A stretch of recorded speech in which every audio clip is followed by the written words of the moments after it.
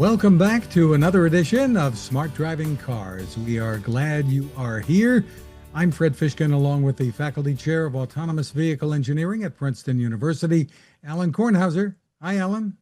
Hey, good afternoon on a Friday afternoon. Oh my goodness, weekend is coming in the summer. Whew, I might actually relax. I doubt it, whatever. That would be something. That So, would be something. from the latest Smart Driving Car newsletter, which everyone can find at smartdrivingcar.com, our friend Brad Templeton has a piece in the Forbes.com headlined "The Deep Story on the Waymo versus Tesla Robotaxi Battle." Uh, so give us the overview, what your take is here, Alan. Well, my take is I think everybody should read it and watch his video. It's a good video. He's Brad's always given a great presentation. And his comparison is of course exceedingly thoughtful. And he's certainly been around a long time, spent an enormous amount of effort watching the developments of driverless vehicles and the like. I mean, has been involved in trying to certainly do the food delivery piece of this with the little sidewalk robots or driverless vehicles. So yeah, he has a great take on it, and I think that in some sense there is a competition brewing between Tesla and Waymo, and maybe it's deserved, undeserved. Waymo certainly has been out there and developing this in a very, very professional, careful way, and of course have had the successes, have had the first in the industry, at least first in the industry on this side of the globe, and I guess from everything and how well they've done it, certainly are at least tied for number one, if not clearly number one. And then, of course, then there's Tesla on the other side that's approached it in a slightly different way, but I don't know that we have any real evidence, at least I haven't seen any real evidence that it's been done anything but in a most highly professional way, really dealing with and addressing the issue of safety and functionality.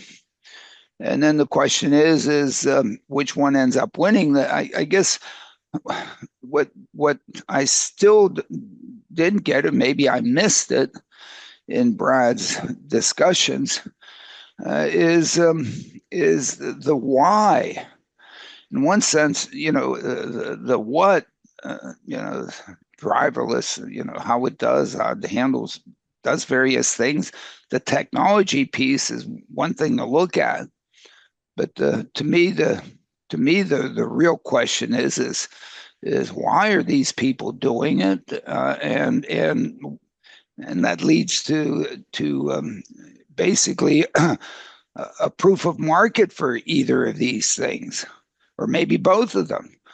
And in some sense, one might be number one in one market, one might be number one in another market. And we certainly know that there are several whys and on this technology. Another one we report on is, of course, these systems being used on basically private property, where the independent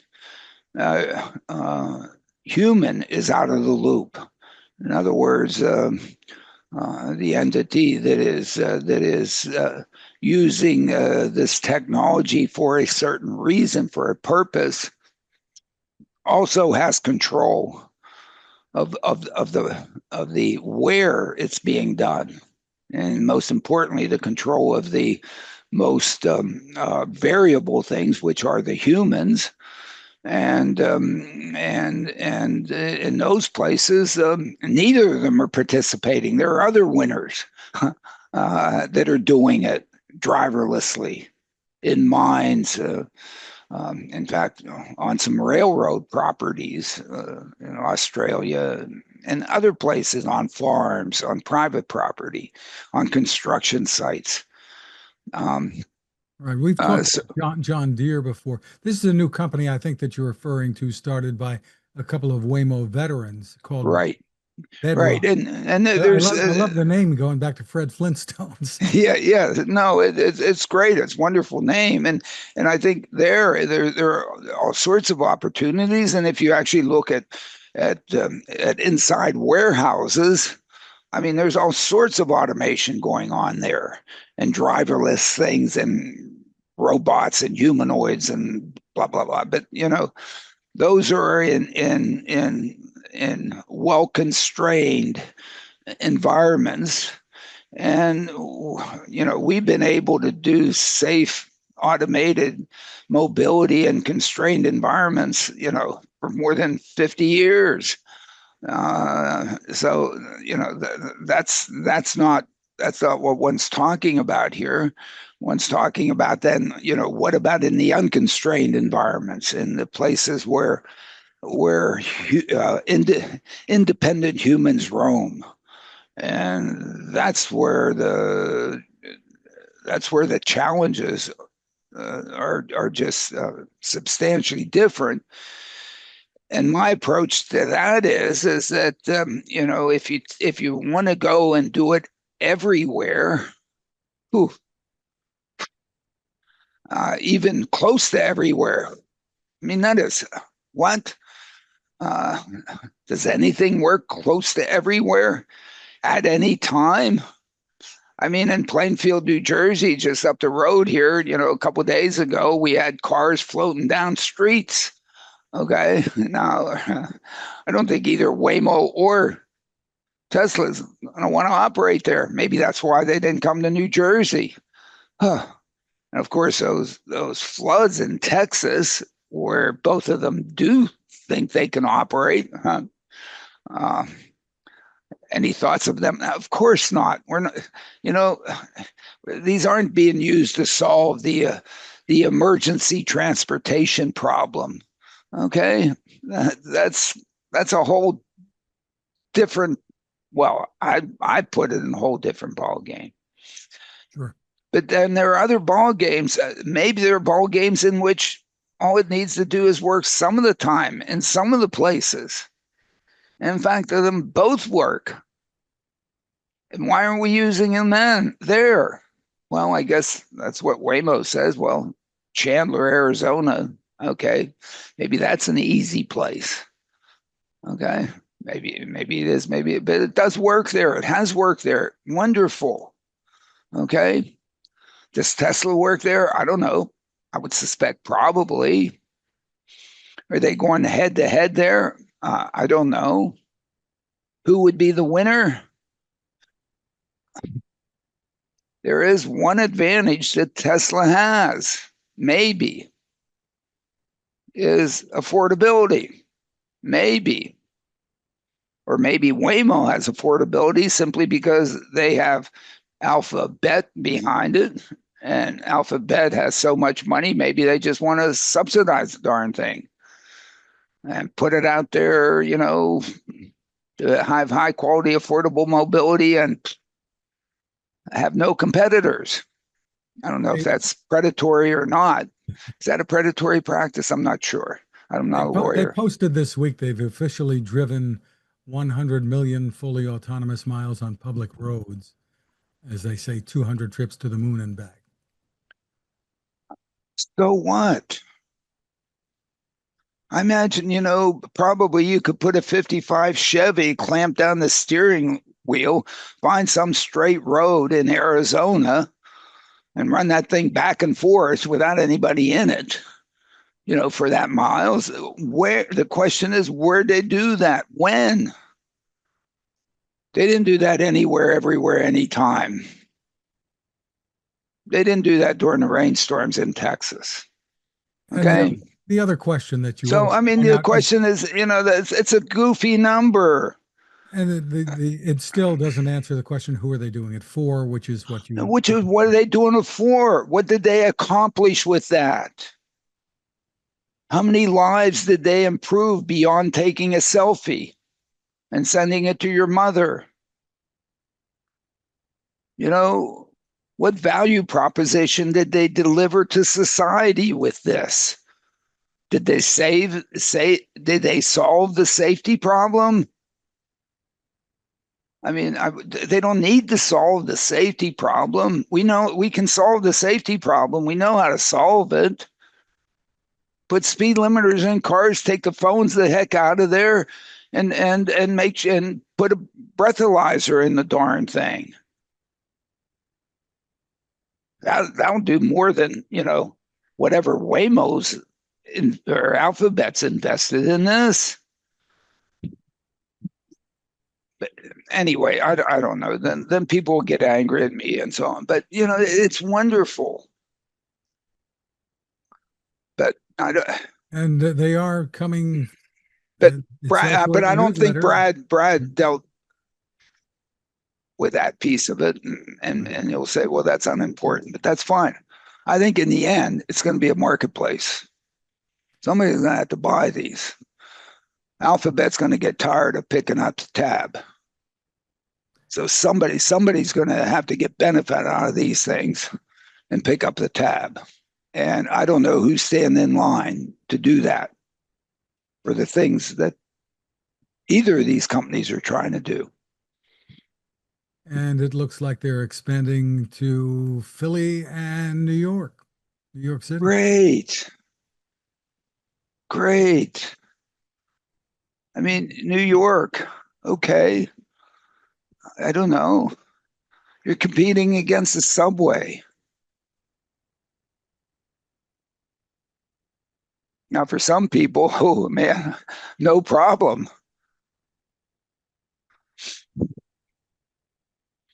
For other people, be better if they tried to go where the subway doesn't go. If they wanted to serve those people, never mind. I don't know. I'm just coming at it from a different point of view. Very few people, if anybody, wants to look at it from my point of view. It's fine. We'll just wait and see. Or I guess I might not see it because it's going to take a long time. It's going to take a long time. Still going to take a long time. From Property Casualty 360, Uber has its eye on commercial auto insurance reform. It's targeting several states with what are called outsized auto insurance requirements for Uber drivers. I guess they're doing a favor for their drivers here, as you say. I mean, the insurance industry is just, finding a place that they can just charge. And of course, because the people that they're being served by, most of the people that are being served by Uber and Lyft are the really good people who are going to airports. And guess what? Those folks don't care what it costs because they're passing it on to somebody else. So, you have Logan Airport putting on some fees. You have Port Authority in New York, New Jersey putting on fees. The city of Newark putting on fees. Da, da, da, da, da, da. Okay, fine. Charge those folks because money's not important to them. So okay, fine. But if somehow some people need to be for which affordability is important, I guess very few of them go to Newark Airport. And Newark Airport has to say, "Oh my goodness, we've got to try because we built all these parking lots for which we've got to get parking revenue, and they're competing with us here, and we've got to put high prices on that parking infrastructure. They better not find a cheap way to get here, so might as well get fees for them because of probably the poor investment that they made in the parking structures." Maybe they should have, invested in Uber and discounted some rides and used that money to, make the cost of getting to Newark Airport cheaper by using Uber and Lyft. No, they made it more expensive by building parking garages. Great. I'm good. It's a good thing I don't allow comments on smart driving cars, right? Well, we get a few now and then. We do get a few. Whatever. From not a Tesla app, Tesla's Dojo 2 supercomputer chip enters mass production. Dojo 2 will train the vision-based neural nets that FSD relies on. I can't believe we're on to Dojo 2. I thought Dojo 1 was pretty great. Dojo 2, oh my goodness. Yeah, I you know, I I don't know if that's going to make a difference for Tesla on this. But I haven't heard that that that Alphabet is also investing on a compute environment to support their evolving generation of Waymos. Maybe it doesn't need that. Maybe, like everything, you can either make or buy. And Jensen Huang is going to make, compute centers available for you to do all that you need. You know,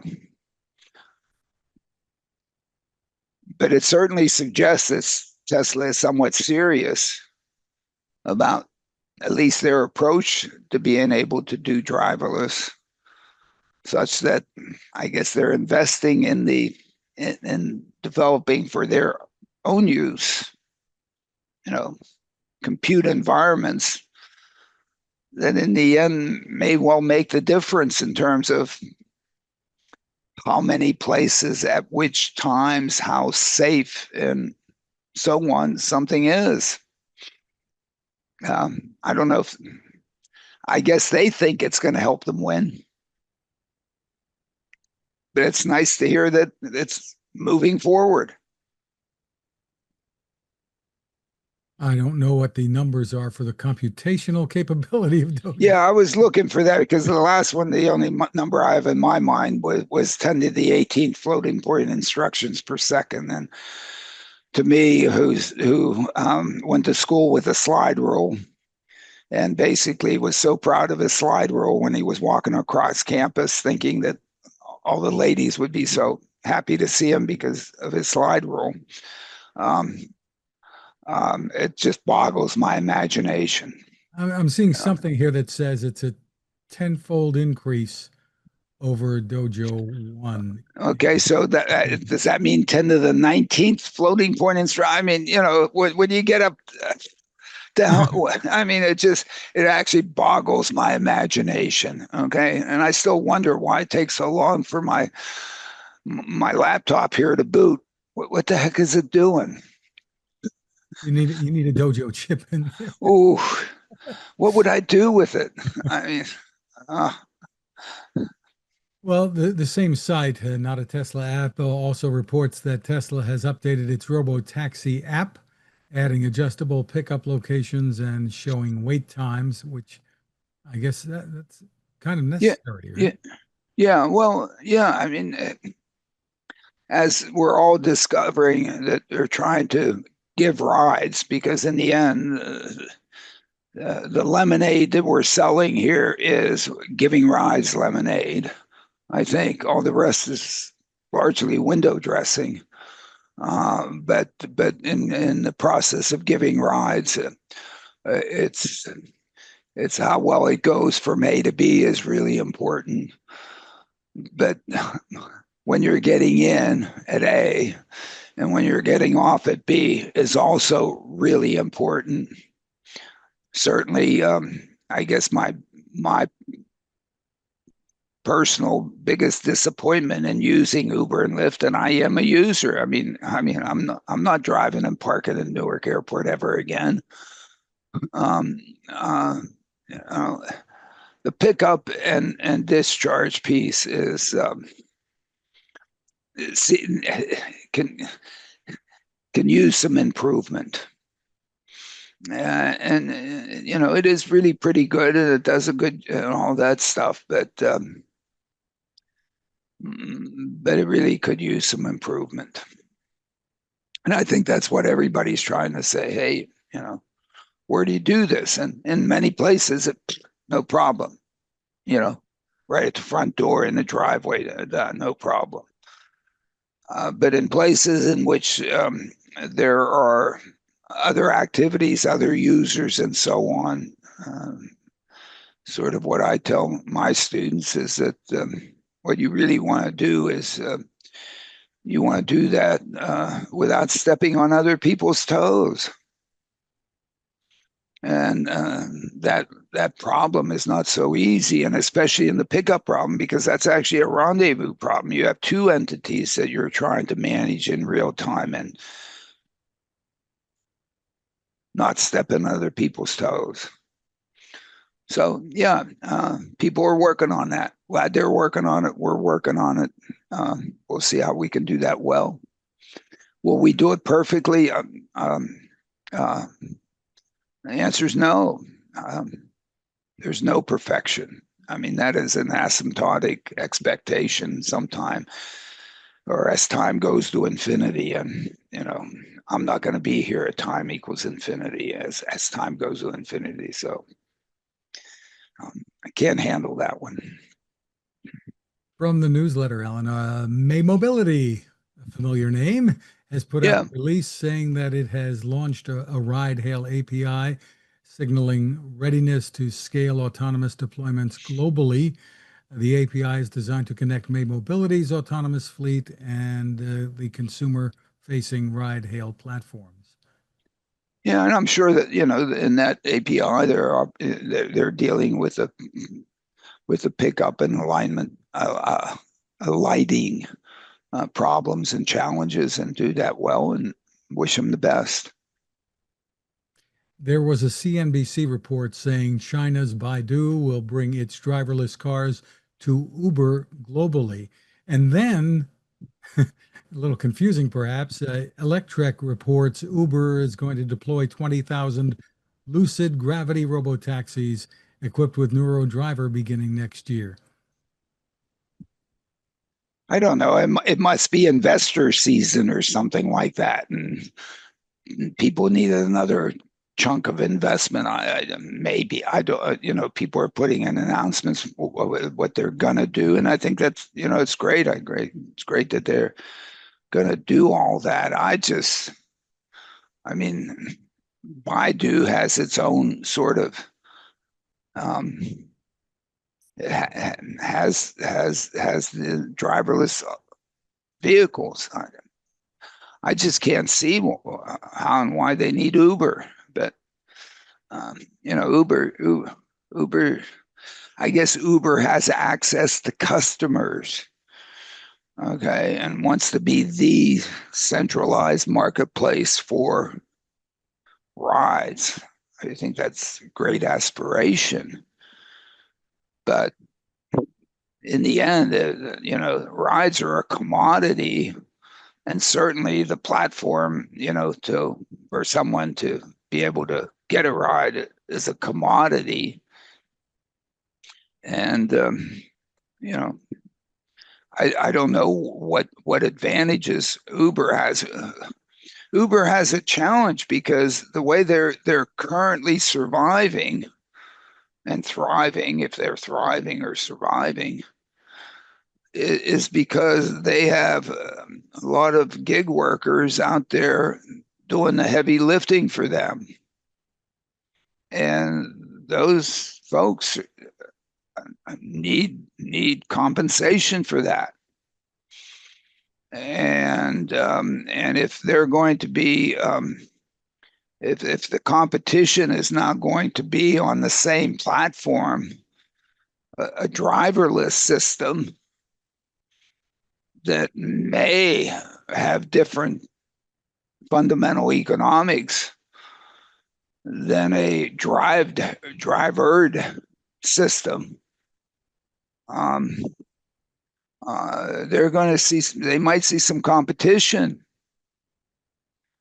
and one of the advantages they may have is to be on the Uber platform, because Uber prioritizes their operation towards the folks who have allowed them to emerge and grow to where they are today, and to now basically turn from that asset, those partners, those individuals, and now move over to this other new toy to do their business. Um, price may not, if price is the obvious separator between those, I don't know, the one group may not be all that happy, especially they might, especially if this other thing all of a sudden starts to price itself more appropriately. But maybe as Brad points out, or others point out, maybe these systems aren't, or I guess it's the bank report that pointed it out. Maybe in fact driverless doesn't have a fundamental cost advantage You're talking over about the drivered. you're talking about that HSBC report Yes. from analysts. And I couldn't find the report. I wanted to find the report. I couldn't find it. Maybe somebody will send me the link. Right. I'll include Well, it next time. Business Insider quoted it saying the potential market for driverless taxis was widely overestimated, and it would take years for these fleets to. Yeah, and there's possibly, but I wanted to see, I wanted to read more than the one quote that Business Insider happened to take out of that, and to really see how they came up to that conclusion. I mean,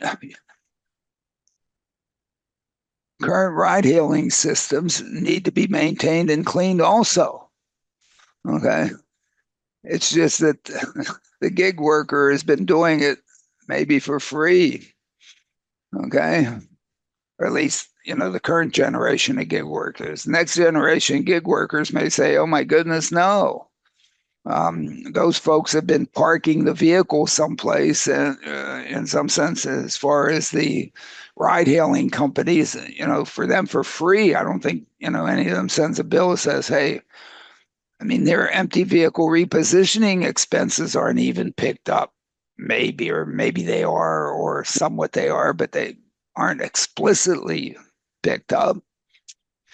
So the folks that have been, in some sense, subsidizing ride hailing to this point may, once these automated systems come out, that they themselves now are going to have to pay for the empty vehicle repositioning, pay for the maintenance, pay for the cleaning. The gig workers who have been doing this in some sense for free up to this point in time may say, "Hey, we deserve to be paid too." So all of a sudden, the equilibrium, or the comparison between these systems um, changes.